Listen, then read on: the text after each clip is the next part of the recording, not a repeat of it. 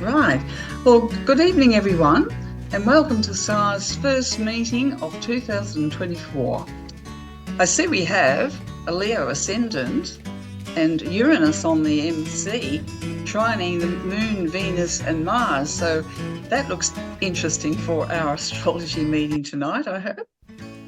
Now, to start the year off, it gives me great pleasure to welcome back professional astrologer Greg Clare and to do the honour.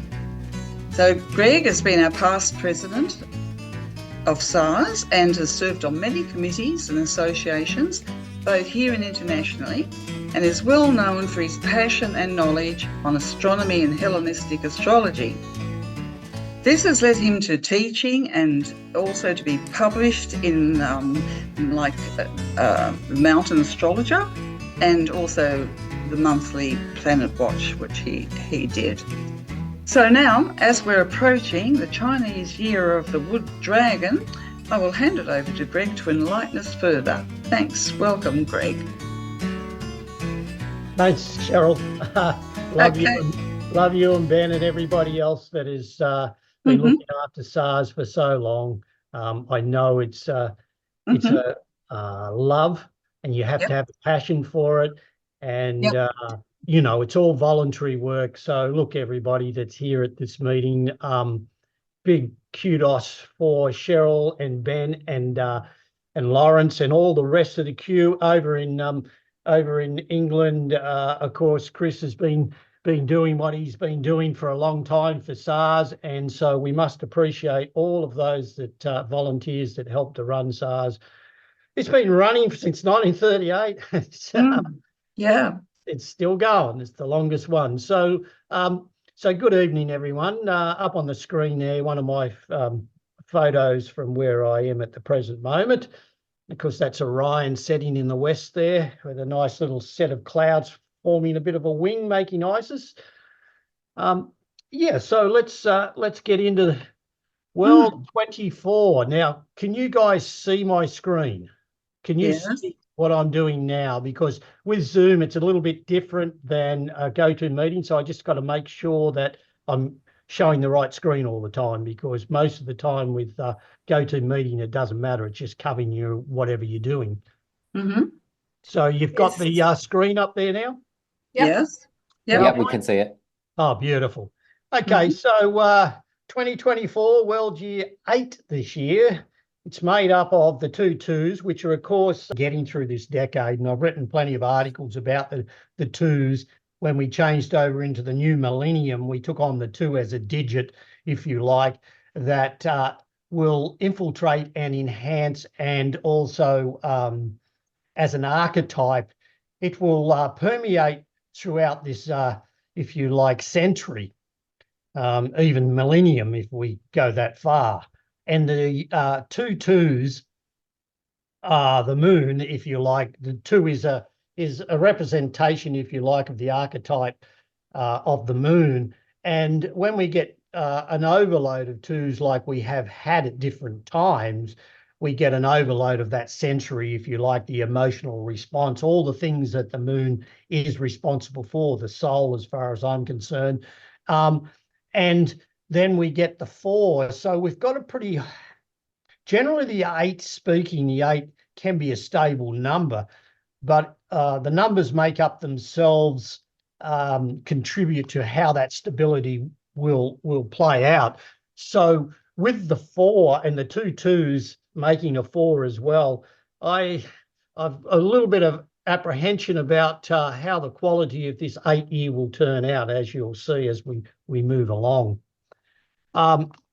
It's also the Chinese year of the Wood Dragon, and the dragon, as you can see in this portrayal I have on there, the picture of it, the dragon we generally associate with the nodes, and its archetype is one that likes to, if you know the Hindu story or the Indian Vedic story of the nodes, it's like they like to disinformation, if you like. They like to act quickly, and they also like to hide a lot as well. The dragon's a funny sort of a character, but the representation of it to us as an archetype does show us that it is very volatile in its actions. It's not stable, even though the 8 number is a reasonably stable number, as I put there. And of course, opening as well this year is the ice, if you like. Aquarius itself, and I've said this back from 2017 onwards, or quite earlier than that, but in the articles that I've written, Aquarius is traditionally ruled by Saturn, and it's a fixed sign, and it's cold, but it can be warmed. And Pluto is going to try and break through that ice this year, and there'll be a bit more to say about that as we move along. So that's just a bit of an understanding of what we've got there. My pictures also carry an allegoric or a bit of mystery behind them. I like to put something there so that you can draw something out. It's the sort of subjective background, if you like, to what I'm talking about. Okay, so Pluto emerges from under the Earth to break through the ice and attempts to raise the wavy lines, the water pour Aquarius. We all know, spend a couple of minutes on this, we all know, or at least those that have been in the astrological fraternity for quite some time will probably understand that when Pluto went through Sagittarius, the Jupiter comes into play quite a lot there. And we saw the Pluto bringing down or bringing to the forefront, if you like, the religious and injustice, if you like, from church and from everything else, because Jupiter has a rulership over these, over, if you like, the religious beliefs, if we can put it that way, or even just our philosophical beliefs. And when Pluto went into Sagittarius, it, of course, brought down the churches and all of the things that were probably, from our standpoint as humans, immoral actions. And Pluto has a way of doing that. And when, of course, when it moved in 2008, the conference we ran in Sydney, Pluto emerging from the chrysalis, Pluto went into Capricorn, and we immediately saw the effects of Capricorn. Now, it's been in Capricorn since 2008. It's been a long journey, and it's getting longer, mainly because when Pluto is in Scorpio, Pluto is at its perihelion. In other words, it is closest to the sun. And because it has such an elliptical orbit, when it's in Scorpio, it'll spend 11 years in Scorpio. That's the shortest period that Pluto will spend in any of our zodiacal signs. And of course, now it's increasing and increasing. Basically, you've got about 20 years now, give or take, for Pluto to move through Aquarius and do its work. And then it'll go into Pisces and Aries. And once it gets to Taurus, it's like that's its apogee. So it's a long way away from the Earth. And so it's going to spend, nearly 30 years in that sign. So we're talking about a slow mover, a planet that was dehumanized in some sense by the astronomical people and scientists in our world and made a Plutoid. But we know from our astrological studies that it has something an archetype to infiltrate with. And like all planets, as archetypes and signs as archetypes, they're played out through humans in a way that sometimes with Pluto, it seems to be, anyway, from our empirical observations of it over the time, because and our Greek philosophy on Hades, it does tend to really start to shine when it goes into a sign, and then when it exits that sign as well.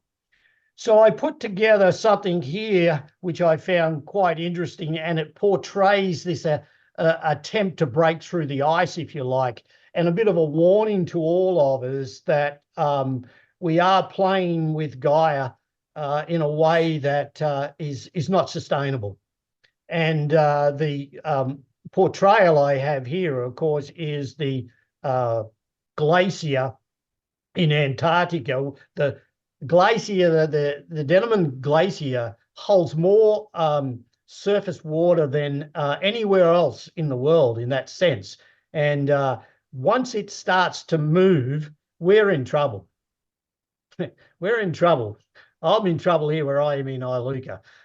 We'll need snorkels. So that's the kind of thing that I've put up to portray how I see Pluto coming into Aquarius, and we'll work with Aquarius a little bit in a moment, because each of the signs, and as the planets move through the signs, they're like guests in those houses. Just a little draw here. Those in contemporary astrology have an associated correspondence with Uranus in having some sort of rulership or correspondence to Aquarius. Aquarius is a fixed sign. Uranus is not a fixed or stable planet. Uranus is one that comes suddenly and breaks. And that's why I've said it trying to break through the ice, knocking on the door. And so from that perspective, if you like, we need to take into consideration that Saturn is the landlord of Pluto as it goes in there. And we'll join the dots on how that manifests as we go through. Hopefully that makes a bit of sense.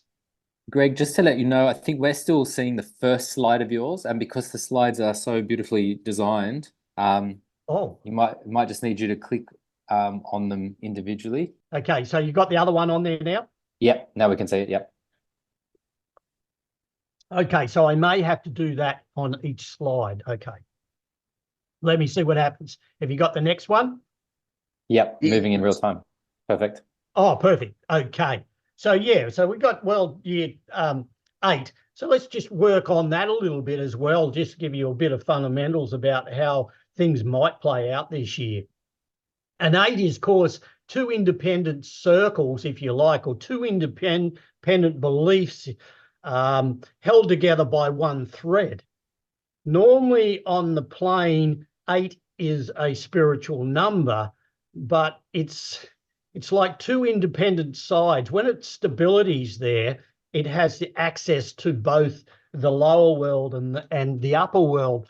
But it is two independent beliefs held together by one thread. And I think we're seeing that in some sense, if you like, it being played out as the archetype across the world today. Everybody, it's like black and white. It's like night and day. Everybody, there seems to be sides. We've got these sides in the world at the present time. You know, just to give you a large example, let's take the US.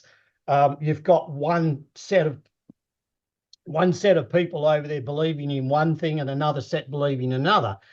Now, if we go down to all over the world, if you like, social disorder in that context of what I'm talking about, this 8 number, it has shown itself. I mean, I'm sort of bewildered when I sit on the veranda sometimes talking to the kookaburras, because human nature is from a psychological perspective, is a difficult thing to understand when you're on one side and the other person's on the other side.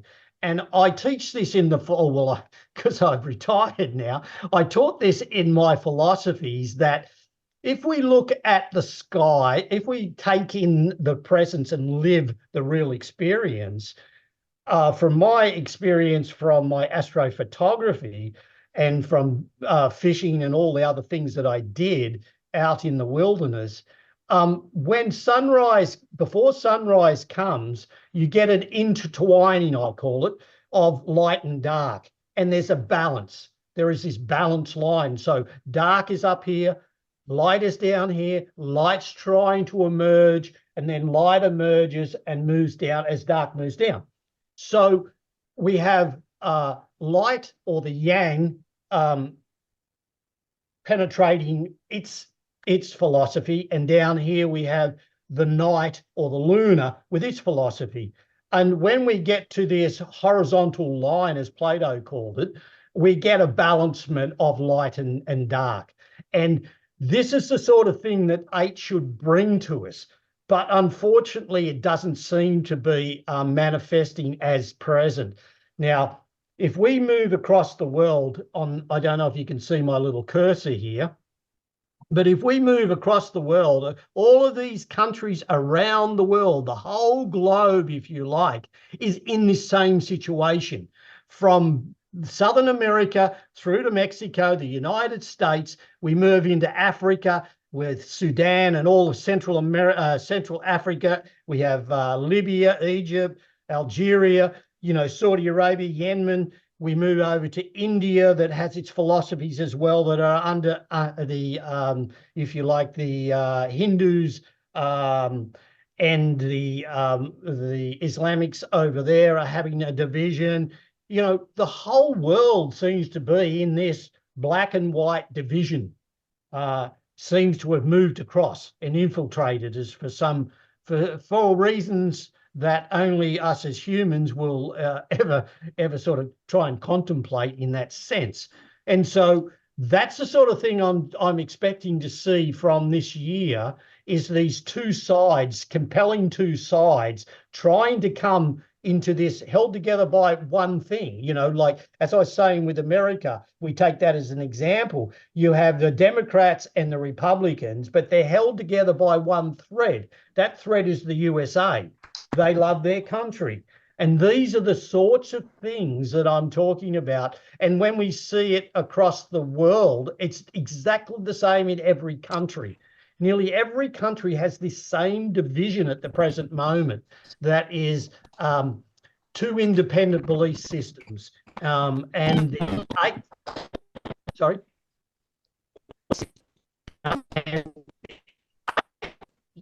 someone's breaking up. And so the idea of the 8 is held by one thread. And so, as I said before, the lower and the upper need to find that middle road. Whether we can find that this year, we've got a very stacked planetary, if you like, planetary dance going on in the sky this year, and it's going to challenge those things, those belief systems from both sides. So whether we can draw anything to it, I'm not quite sure. Saturn will play a big role this year once Pluto's moved into Aquarius at the present time. And the other thing to say here is that Pluto's, it's going to go back into Capricorn, but it's only going to go back in 1 degree. And then it's going to come back in December to do its 20-year stick in Aquarius. The thing about as I said earlier, the thing about Pluto, when it goes into a sign, you notice it. When planets start to move from about 5 degrees onwards, especially these slower moving planets, things start to the main objective of that archetype starts to stabilize a little bit more. When planets get to the end, especially these outers, when they get to the end of these images, the zodiacal signs, you start to see the infiltration into the next sign. Now, I call this the border region because you're crossing from one border to the other. Modern contemporary astrology and astrology that uses trigonometry or our houses in that sense, and not whole sign houses, can skewer that feeling a little bit. But the whole idea here is that we have been seeing, in the United States, this typical example of it. It's funny how archetypes play out to us, because in America, they're talking about border wars, and they're talking, you go to Israel, they're talking about border wars. You go to Ukraine, they're talking about. You go to Sudan, it doesn't matter where you go, this idea of the border has been there. And so for me, when I saw this, I contemplated a little bit on it, and I thought to myself, yeah, okay, so this is the anaretic degree, as we call it, because it's a dangerous, it has been said in the past that it can be a dangerous and destructive degree. When an outer planet like Pluto hovers over that degree, it seems to emphasize the archetype a lot more. So, you know, Pluto's on this merge backwards and forwards across the border into Aquarius, which is going to be, you know, once it stabilizes itself in there, it's going to do its job. We all know what happens when Pluto moves over the border and gets into the sign for its duration. It tends to bring something down. It wants to challenge what's there. And as we know from Aquarius, if we draw on Greek philosophy, if you like, on Hades, and we look at how Aquarius and how Aquarius is, it's not the wonderful, loving sign that modern contemporary astrologers built in 1970 to say that it's the age of Aquarius. It's a different sign, Aquarius. It's same sort of idea of what I was talking about there before. You have groups of people that hold non-secular views, and then you have the seculars as well. And so you have this push and barge, and it's in the story of Ganymede, the fellow who the cupbearer, if you like, who Zeus came down as an eagle and took up and captured as a slave boy, gives us a bit of an idea of how these sorts of things might play out. Like I wrote that article in 2017 suggesting that as we moved into the 2020 decade, that we were going, and we saw the Aquarius becoming much enlarged, remembering that we had in 2020, we had first, I don't know if you all remember, but we first had Mars and Saturn conjunct before Jupiter and Saturn. So 6 months before Jupiter and Saturn, we had Mars and conjunct Saturn at 0 degrees of Aquarius. And then we were followed by the Jupiter and the Saturn. So, and now we have the Pluto. And so there is this Aquarian theme that has been, archetypal theme that has been built into the world or released. It's infiltrated through the world, and this is how things happen. I don't want to go into a great big story about it, but we are going to see this struggle, if you like, for how I see things and how you see things, because that's part of how Aquarius is. It's an upright, the best part of Aquarius is the upright human, the scientist, the invention.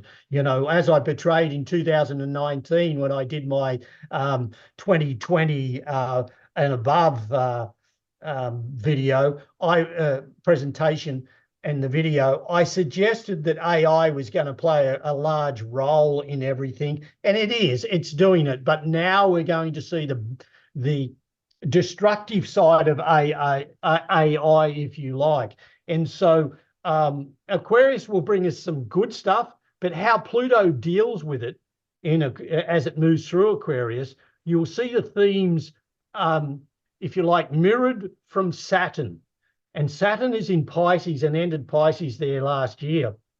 And since it's gone into Pisces, we've seen an uptake of drownings everywhere, because Pisces is one of those signs that are associated with drownings, and Saturn is all about limitations as well. So a lot of people can't swim. A lot of people, you know, Saturn is about taking on the responsibility to do something. And if we don't do that, then, you know, if we ignore it, that's one of the key words I use for Saturn, and that is that it is ignorance or the failure to notice. And so these are the sorts of things. And when you think about Saturn in Pisces as well, you're also thinking about the religious and belief systems, as I mentioned before, that you will have, you've also got this coming over an overthrow. It's a neighboring sign, and it's overflowing. Aquarius pours its waters into the mystical, if you like, the mystical sea of Pisces. And so there's a real connect between the fact that Saturn is in Pisces and Pluto is going into Aquarius. And I think we're seeing a mixture of all that, because Saturn in Pisces is also this whole idea of displaced people. Saturn's the lowest downtrodden thing that we can see, in the sense of how it's portrayed as an archetype. And in the real world, we're seeing that now. And this is how I see or paint the subjective picture, if you like, of the world we're seeing today. Hopefully that makes a bit of sense. Mm.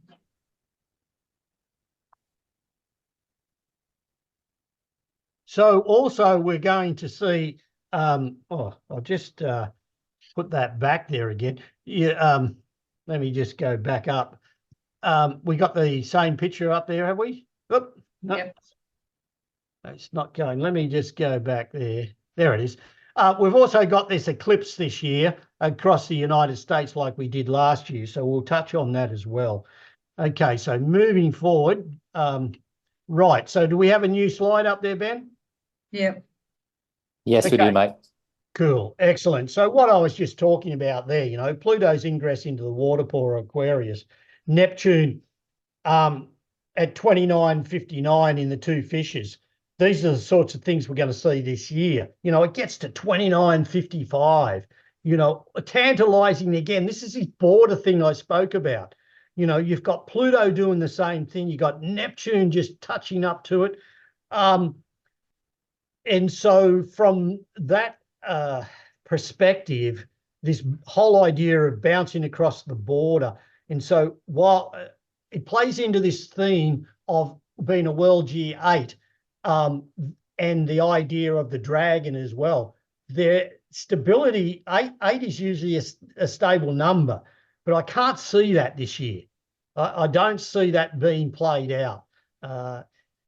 And on the screen there, you'll see that, remember last year we had an annual total solar eclipse that went across swept across the US, and now we're going to have another one sweep across the US, and from Texas all the way through, which is quite interesting, the places that it's covering. So that's the little V that I have there. And if we want to learn something or want to teach ourselves something about astrology, I think that these two eclipses over the last 2 years in America has, if you paid attention to it, I think it's, you know, what's happened in that country. This is an empirical thing, but the pathway, generally we look at eclipses and look at their degrees and where they come from a Bernadette Brady perspective. You know, is it a Saros cycle such and such, and is it a 1 north or 2 or 1 south? And so we have a bit of an idea about how we might see the energies portrayed. And so it's interesting to see the weather systems, the chaos, and the just unstable atmosphere, if I can put it in that context, across the US. And here we have that country having 2 major eclipses across their country during this 23-24 period. So that stands out for this year as well. Now, Jupiter's going to adhere to Uranus in the bull, and then Jupiter is then going to go into the twins into Gemini.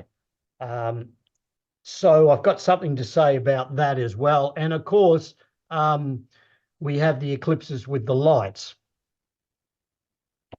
So let's move forward. Now, do you have this mundane up there? Yes, mate. Yep. Cool. So when I think I put this up there before, look, if I don't have any problem with people using my stuff anymore, I'm retired, but just, you know, where it came from, a little mention from where it came from would be ideal. So when we're looking at geopolitical, social science and activities, the houses are there. One of the very interesting things that I could show you this year that has played out on the forefront of how the multiplicity of topical affairs with mundane geopolitical plays out. The 11th house is the House of Representatives, or the lower house, or Congress, as you would call it. And it's also the Republican or the Liberal Party here in Australia. It's the Conservatives, whereas the working class is the 6th house. So you would put the Democrats in the 6th house and the Labor and the Greens and that sort of stuff in the 6th house. The Senate is in the 5th house. And so for looking at how geopolitics has played out across America this year, the 11th and 5th house in America's Sibley chart, the 510 chart on the 4th of July, 1776, that chart shows us how this has been played out because of the politics you've seen at the present time with the Republic's Party and the Democrats playing out. I'm not talking anywhere near giving any bias to any religion, any philosophy, or any politics. I'm just pointing out what is happening, because I don't want to have, as I said before, that 8, I'm on one side and someone else is on the other side, and we have challenging views about our beliefs. So anyway, this is how we would look at understanding a nation's chart. So if you want to put up a chart of somewhere, this is the sort of thing you would use if you were working in the mundane realm. Okay, so this brings me to my painstaking day's work of putting up for you guys everything that is happening this year. I am not going to be able to go through it all. There are, as I pointed out on that world chart, there are activities in almost every country in the world, including New Zealand. Here's another example of that 8 and that Aquarius energy that I was talking about. You've got this disassociation. We had it here in this country as well when we had the vote for the Indigenous voice to Parliament. You're going to see these things played out, and they're being played out because the archetypes are infiltrating into human society, or social society, if you like. What will play out very importantly, and when I look at things to get a gauge on how things might progress, I use the ecliptic as consciousness and unconsciousness. I don't know, I've taught this many a times, and those that have been in any of my classes or listened to any of my other lectures will understand that the ecliptic itself, planets have latitude. They rise above it and they fall below it. And as they rise above, just like the nodes do, you see the north node starts down, or the south node's down here, and it ascends, and then it becomes the north node. It moves up, and then it comes back down again. This is crossing of the moon's plane, if you like, across our ecliptic. All planets cross our ecliptic backwards and forwards like this. And the greatest example is the moon. So I would encourage you to look at the latitude of planets, because that nuances how that planet will engage for us. We have the archetype. Mars is about division. Saturn is about ignorance and failure to notice. Jupiter is about stabilization because it gives. Venus is about uniting. Mercury, of course, is contesting. It's the Gemini. It wants to contest everything. That's what Mercury does, contestation. So we sort of have these key words that we would use for the archetypes, and it plays out from there. So just to give you a little bit of what you might look at if you're looking at the charts, we get some time, I'll get some up there and we can have a look at those. But let's just get into what's going to happen this year. I've got all the degrees up there. I haven't got any problem with you guys using this information. Just remember where it came from if you're using it. And so we have the Lunar New Year on February 9, 10. Sometimes I put it up because those countries that are forward of the Greenwich Meridian are obviously going to be different times to those that are west of the Greenwich Meridian. So we have the Lunar New Year at 20 degrees of Aquarius, February 9, 10, a couple of days away. That's an interesting degree. 20 degrees, I don't want to go right into it, but 20 degrees of the fixed sign of Leo and of Leo and Aquarius is a really dynamic degree. I won't explain too much about it, but it is a dynamic degree. So it'd be interesting to see how that 14-day period moving up to the full moon works for us. However, February is packed. We have Mars adherence, and adherence is conjunction. As you can see here, I put the little sign there for the contemporary astrologers, but I like to use the word adherence. Mars adherence conjunction to Pluto on February the 14th. That's harsh. Venus adherence to Pluto. We know how Venus works with Pluto. It can be a bit of a Persephone, if you like, syndrome. I love you, but I want you. I want to control you. We get the kind of thing that happens with the Venus-Pluto adherence. We get Venus-Mars adherence. So that's a new cycle for Venus and Mars.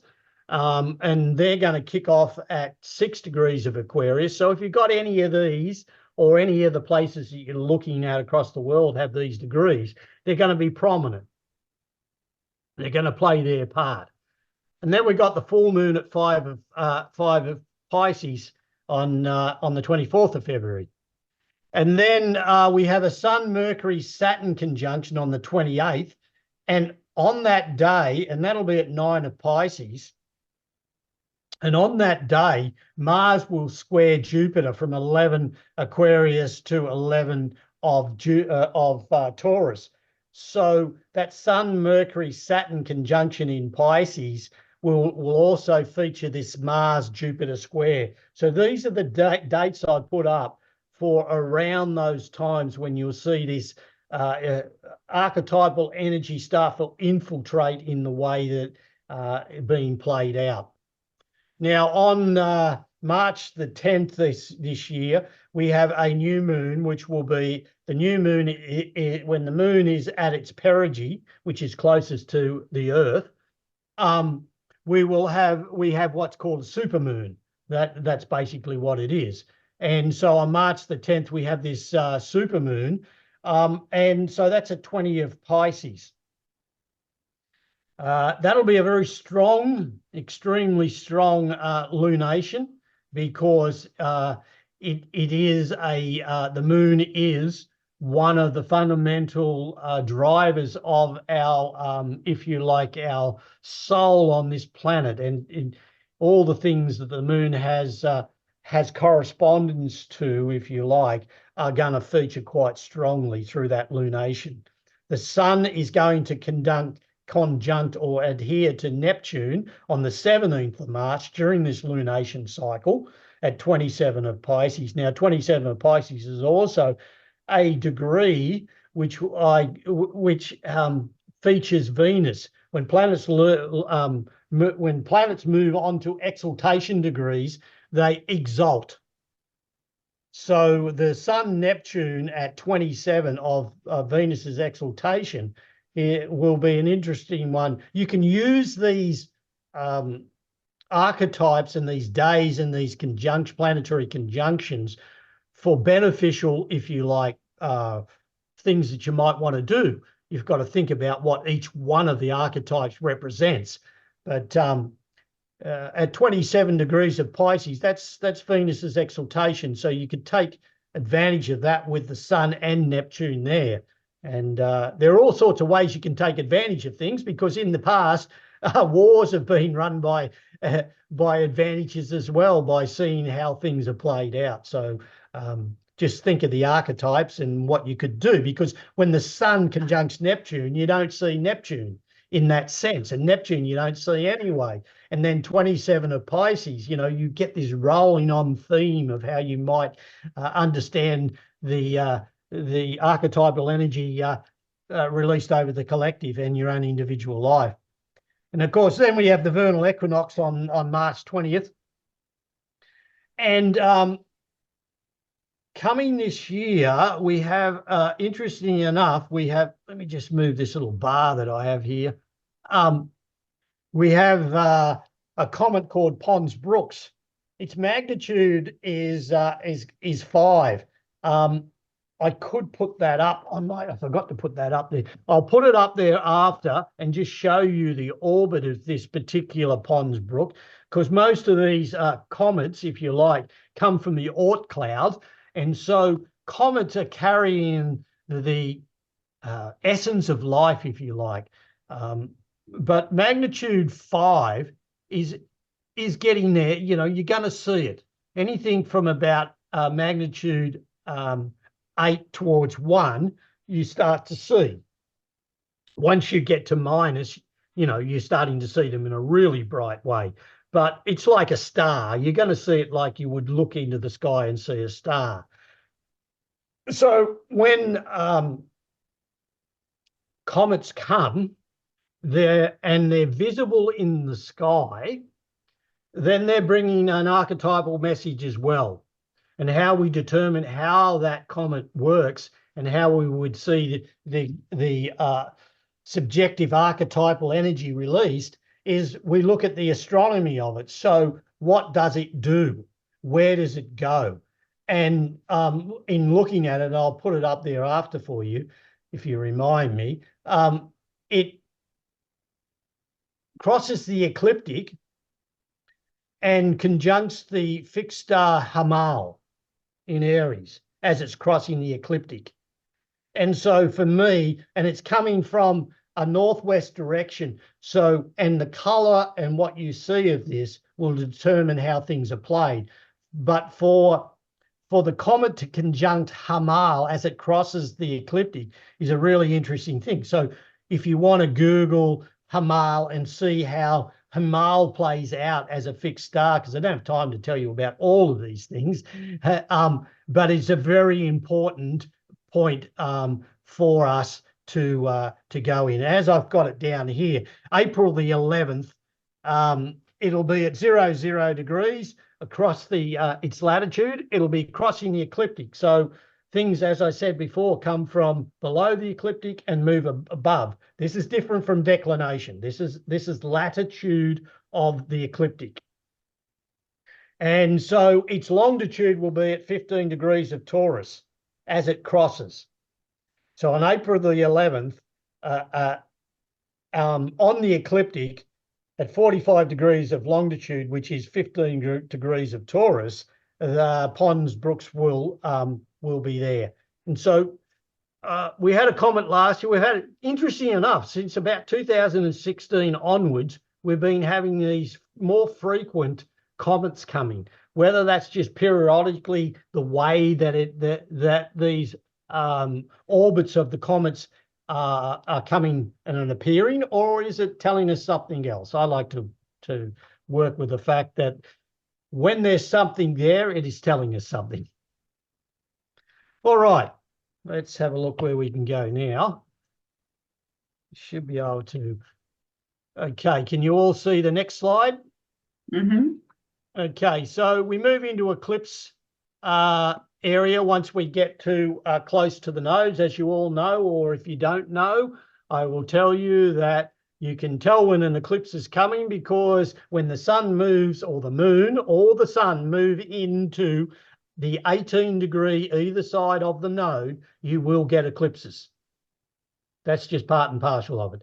The closer they get to the node, the more totality you receive in that eclipse.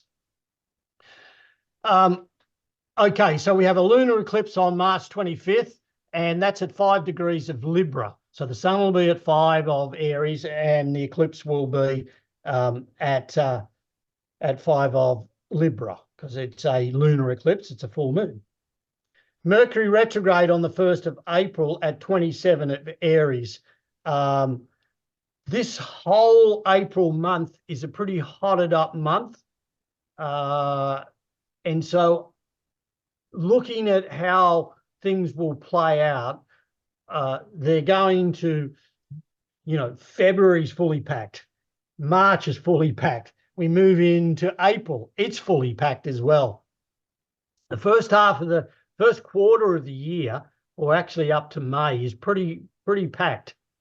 And so we have the Mercury retrograde period. Remember, Mercury retrogrades from 27 degrees of Aries. Remember, it has 21 days, or 21 degrees, if you like, or 21 days that it will retrograde for before it goes direct again. So that's a period, as you know, to look out for how we might work with anything related to Mercury, and Mars will be very, very important as well to how Mercury plays itself out, because Mars is the lord, if you like, of Mercury. But we have a Venus to Neptune on April the 3rd at 28 degrees of Pisces. Now that's almost on that degree of 27 of Venus's exaltation. So here's another date for something that you might want to, something that means beneficial to you in a spiritual feeling, or if you like, a way that might enhance your life. That Venus conjunction to Neptune on April the 3rd should be a pleasing moment if we use that energy. And of course, on April the 8th, we have a solar eclipse, and that's Saros 139, and it's 8 north. And that's the Great American Eclipse that I spoke of there earlier on. It will be going from the other side of Mexico, through the Gulf, over the top of, through the central belt, if you like, of America. And as you saw in that picture I had before, it's like two horns. The 23 one was like this, and the 24 one's like this. One's on the western side, now one's on the eastern side. These are all the things that we've got to bring into our forefront as we develop our astrological skills, because astronomy underpins astrology. And so if we develop our skills, then we can nuance and get to a better place for understanding how things might unfold, and we can get a clearer picture and more stability in our own minds. And then we have, of course, this one, the Great American Eclipse, as I've put it, is interesting. It's at 19 degrees. Well, it's about 0.7 of a degree off the exaltation degree of the sun. And the sun's exaltation degree is 18.5. And so to have sun, moon, and Chiron all at the same degree, at 19 degree on this eclipse, very interesting. Now, thing about Chiron is that when, I don't know if any of you noticed this from an astronomical perspective, when Chiron moves from 25 degrees of Pisces to about the end of Aries, Chiron is outside of its normal orbital position. In other words, it's in between Jupiter and Saturn. It moves outside of Saturn and then touches the orbit of, when it's at roundabout in the middle degrees of Aries, it's touching the outside of the Uranus orbit. And so it's outside of the normal realms of how we might perceive a Chiron. I don't know, it's when you look at Chiron, those with Chiron from 25 of Pisces to 25 of Aries, it's a different Chiron. So with the sun moon eclipse with Chiron, it's telling us something big for humanity. And it's ruled, the eclipse ruler, of course, is going to be Mars. And on April the 10th, 2 days later, Mars conjuncts Saturn at 14 of Pisces. 1440 of Pisces. That's an interesting degree too, because 15 degrees of Pisces is the depression, or the fall as common language uses it, of Mercury. And so these are all the things that, astronomical things that we need to take into consideration when we're doing our research and our work and our publication with astrology. It just doesn't come down to the archetypes. It comes down to understanding how they may manifest, and how the planet will unfold with as far as its archetypes. I don't like to use the word energy, because it is an energy, but it's you can't see it, you can't touch it. It infiltrates us. It's what's a feeling? You know, these things that we can't touch, they're infiltrating through us, they're archetypes. And of course, on April the 11th, so we go from April the 1st, right through the lunar eclipse of March 25th through to April the 11th, the day after the Mars-Saturn conjunction, we have this idea of Pond's Brook crossing the ecliptic. So that's interesting within itself. And then Jupiter conjuncts Uranus on the 21st of April, and that's at 21 degrees of Taurus. Now, 21 degrees of Taurus, for those that remember, 22 degrees of Taurus, which is 2149, is a degree that's hung around for a long time, because that was the degree of the great conjunction of the two, Saturn and Jupiter, back in 2000. So things repeat themselves, but when they repeat themselves like this, they tend to carry messages of the past through to the future. This is how things unwind.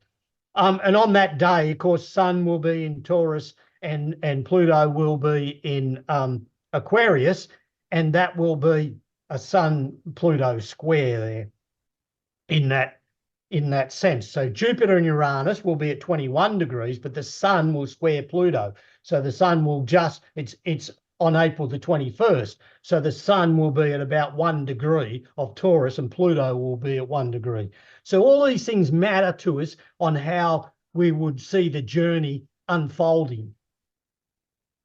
Then there's a full moon on the 23rd of April, and that's at 4 degrees of Scorpio. Now, you notice how when you get an eclipse at 19 degrees, which is, as I said before, 0.7 off the exaltation, the full moon will be at generally the full moon, because it's 14 days later and 14 degrees, it will be at the fall of the moon, or the depression of the moon. So 3 degrees is the moon's exaltation.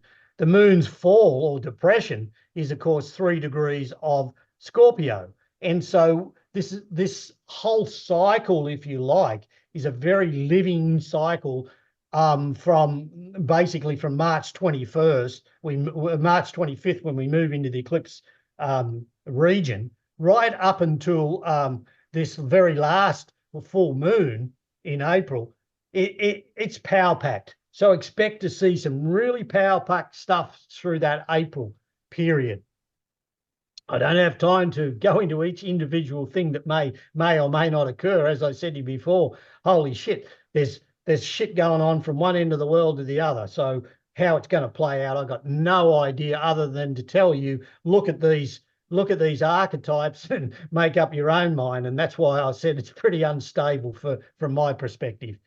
And then there's the, as we move past the full moon on the 23rd, we move to the 29th, and we get Mars-Neptune. Well, we all know that Mars-Neptune is a really difficult degree to those that are having problems with, especially when it's in Pisces, having problems with drugs and all sorts of other related Piscean, if you like, traits that might manifest there. With Mars there, it can be a dangerous time.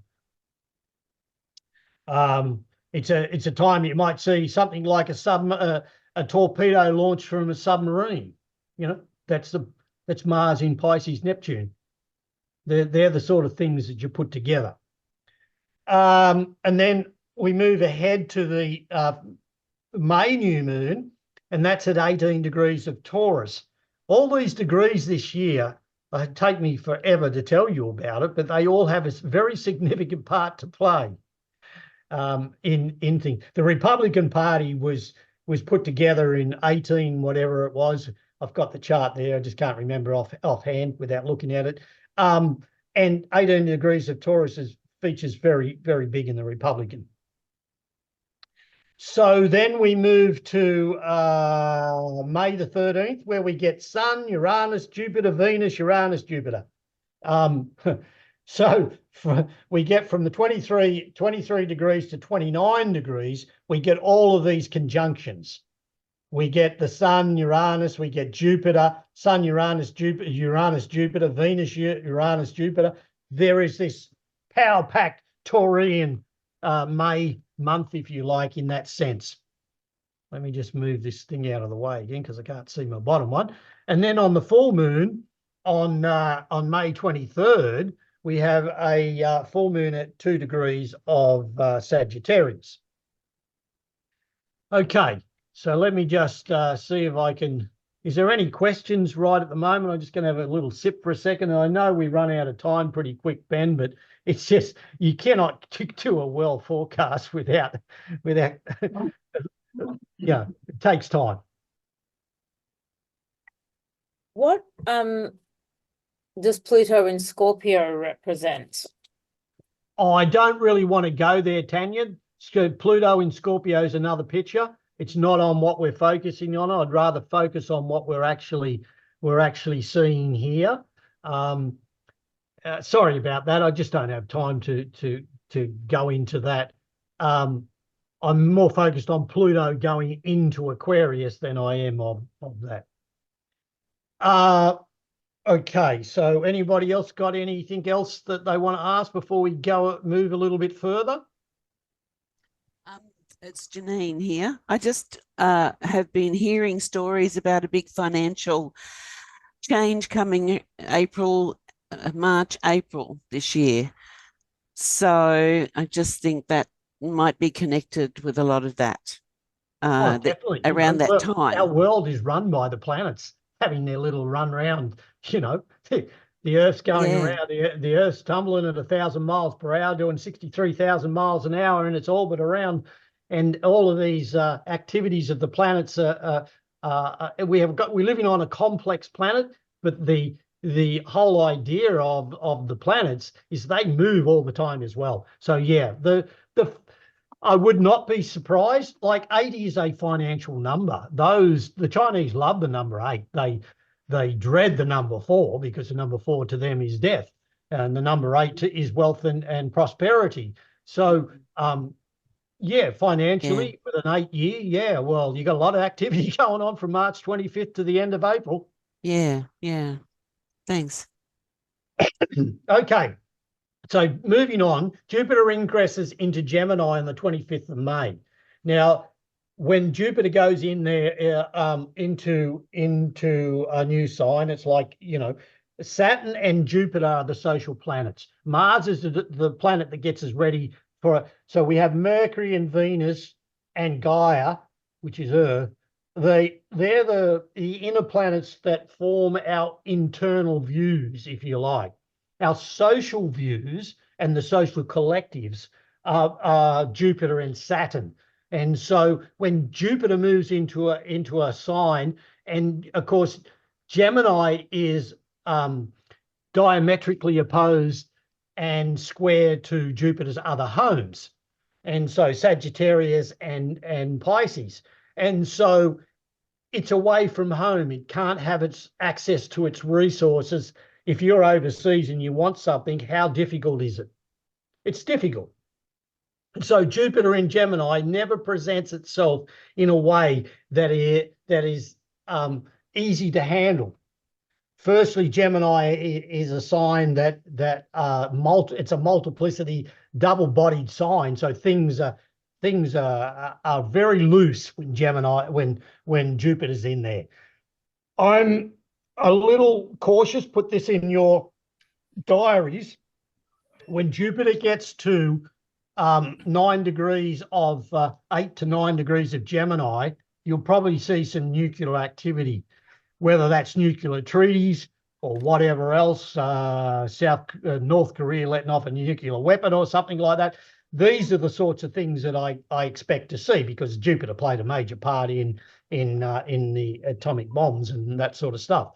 And anyone knows well the collective affairs at 9 degrees, our great esteemed mundane astrologer Ed Tamplin, great mate of mine, deemed the nuclear degree for 9 degrees of Gemini. But we all know that through all the charts, historically 9 degrees is the degree. So just careful observation when Jupiter gets to 9 degrees.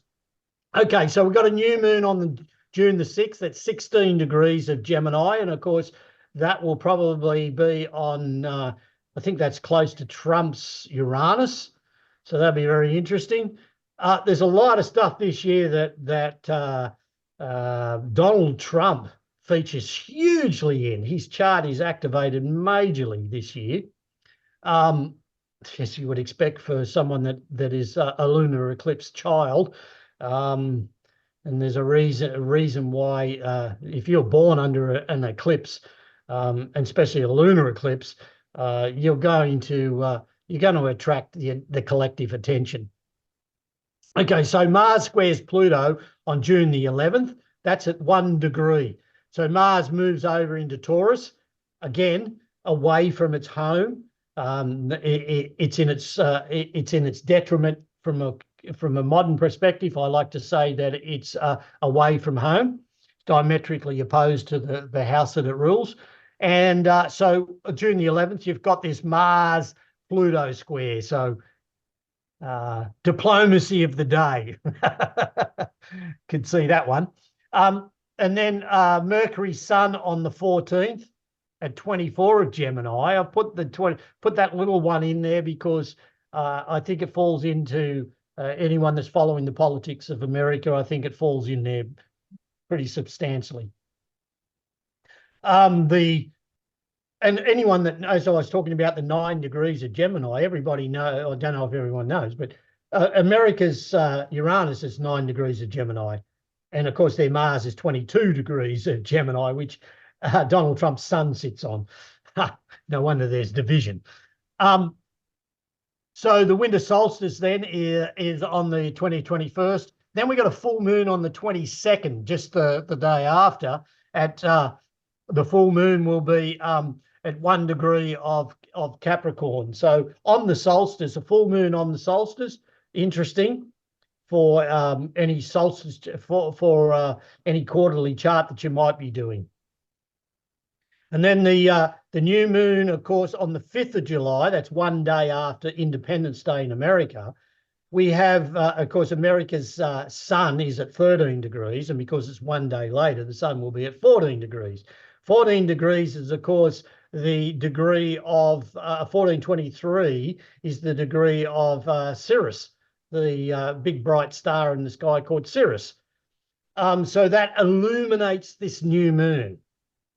And 14 degrees 23 also is 15 degrees of Cancer is, of course, the exaltation degree of Jupiter. So with a new moon falling on there, you expect to see that moon the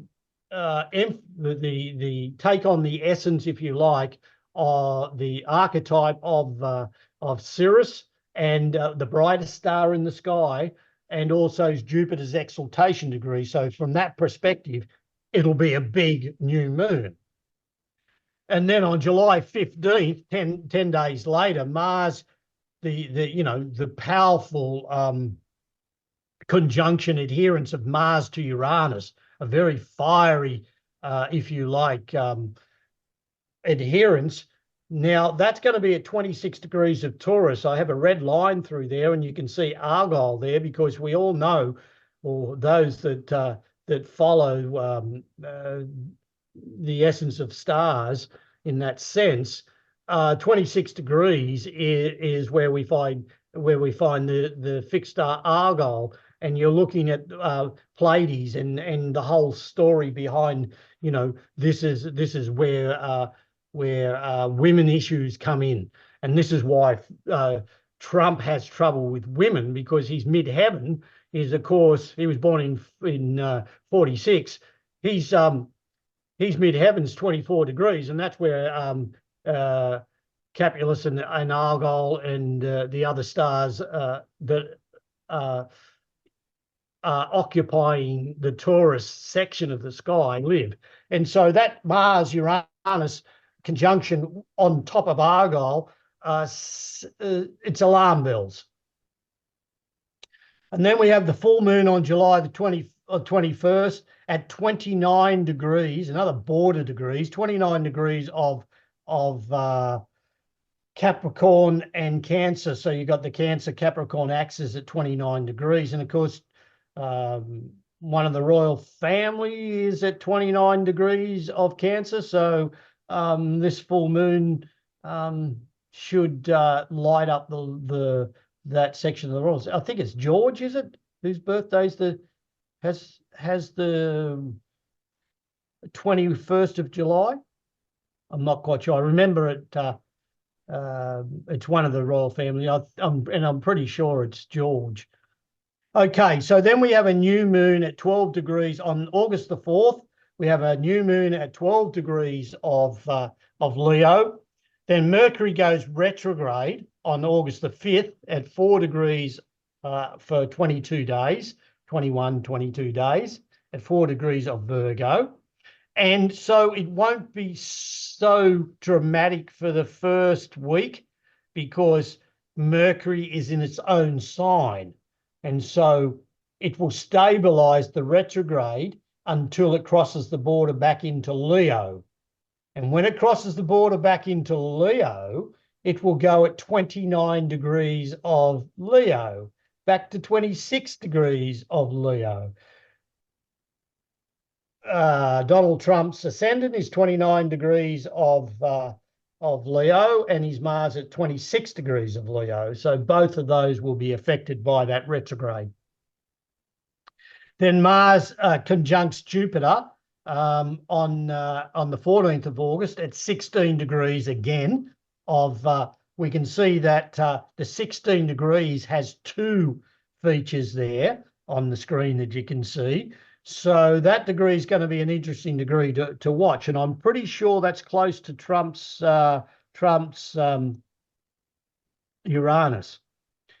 And then on August the 20th, we have a full moon, and it's another supermoon. The other one was a new moon. This is a full moon.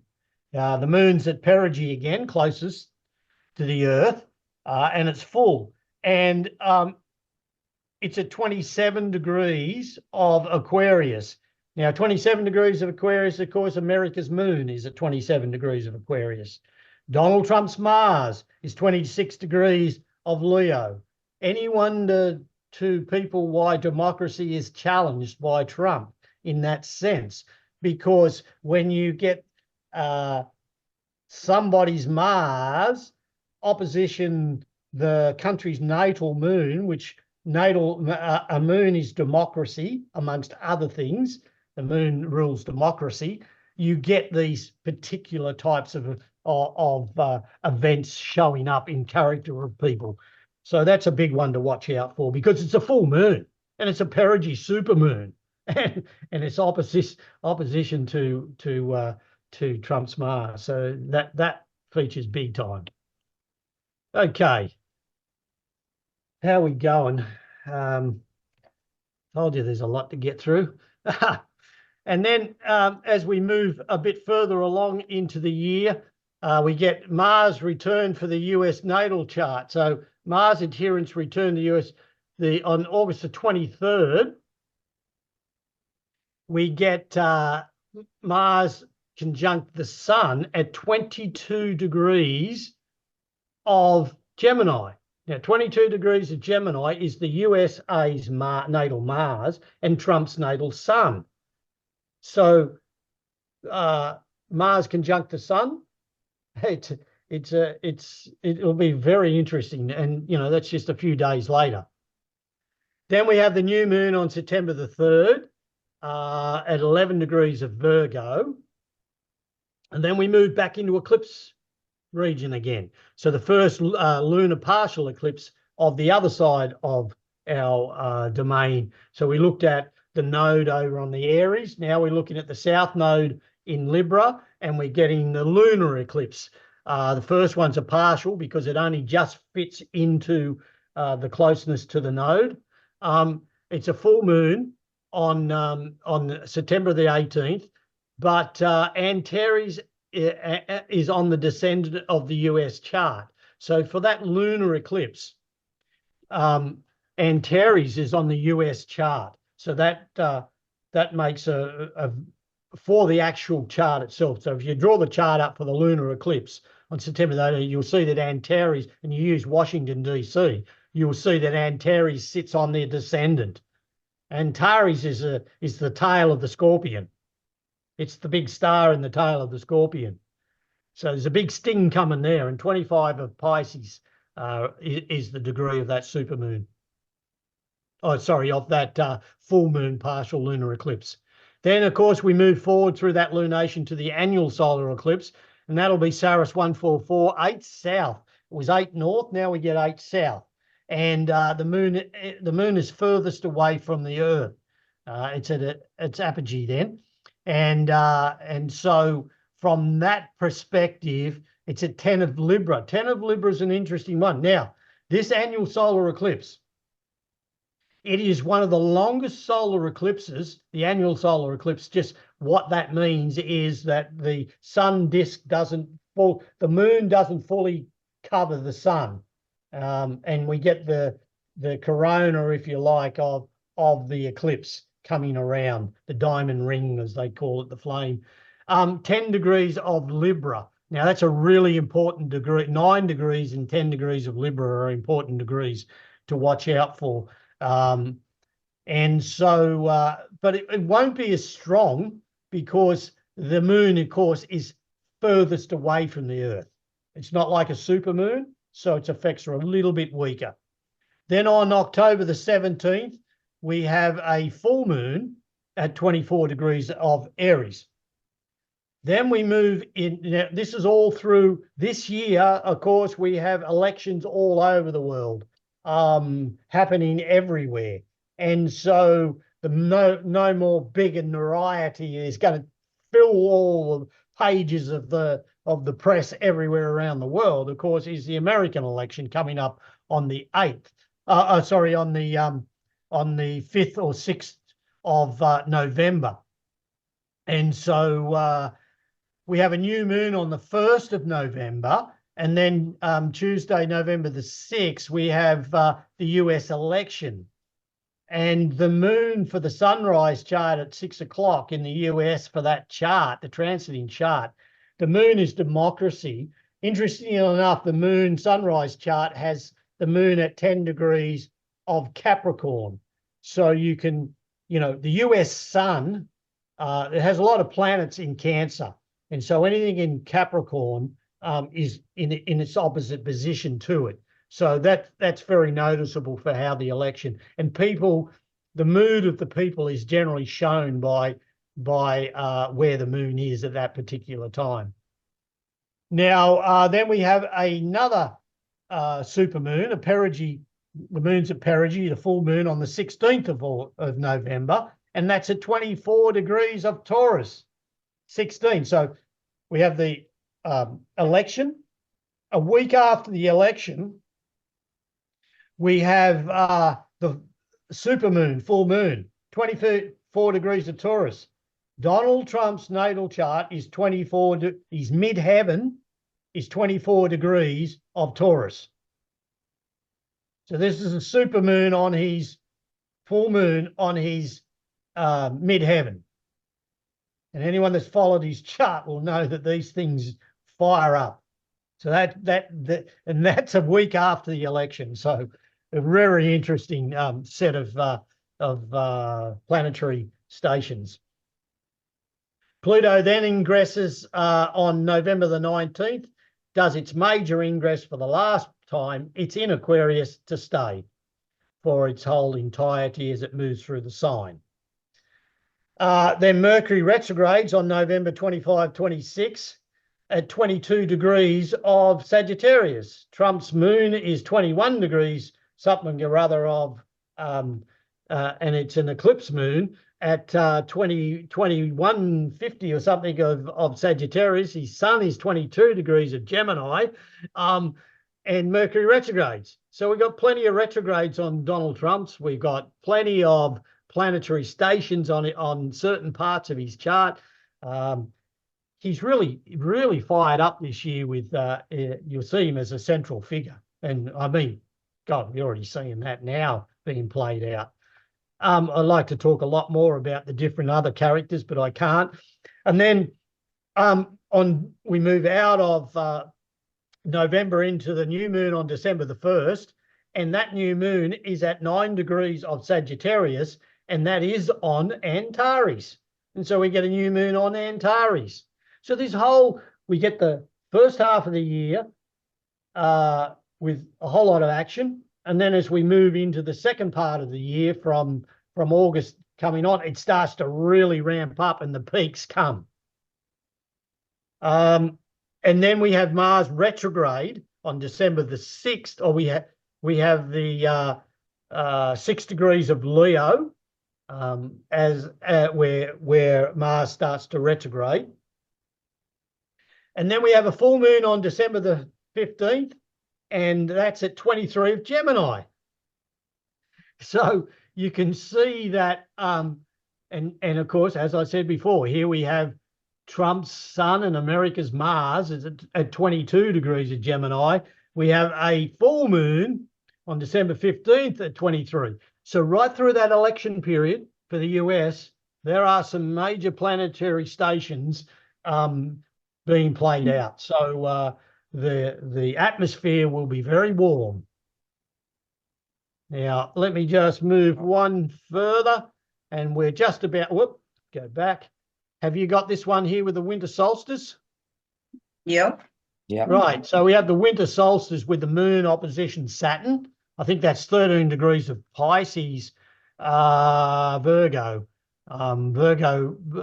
Moon with the Saturn opposition on the winter solstice. So that's not a comfortable thing to be looking at on a solstice, because the solstice works for quite some time. And then right at the end of the month of the year, we have a new moon on the 30th, and that is at 9 degrees of Capricorn, and 9 degrees of Capricorn is the star called Faces. Now, Faces is about blindness. It's a star that it's a little Saturn in its way. We may not see what's in front of us. It's our blind spot. It's what blinds us. You know, the ancients have labels on there. Oh, it causes blindness, or it's blind. It's an idea of understanding how the archetype you're talking about works. Blindness is about, I can't really, sometimes I don't see the things that I should be seeing. Okay, so that takes us through the year. And at this stage, I've got lots of different charts here. I don't know how you guys are going to go for time, but I sort of throw it open from here. I'd just like to show you that I have Trump's chart here for those that want to know, because the planetary stations this year are really featuring on his chart. As you can see, his midheaven here is 24 degrees. That you're looking at Trump in his 77th year at the present time, ruled by Saturn in his 6th house, and he's perfected for 2024 will be the 7th house, which is Aquarius, which is ruled by Saturn as well. And of course, we all know that Pluto's moving into Aquarius. So that it's going to be an interesting to see how things work for Mr. Trump in that sense, because his Saturn is, of course, diametrically opposed to one of Saturn's homes, which is he's Saturn's at 23 degrees 48 of Cancer.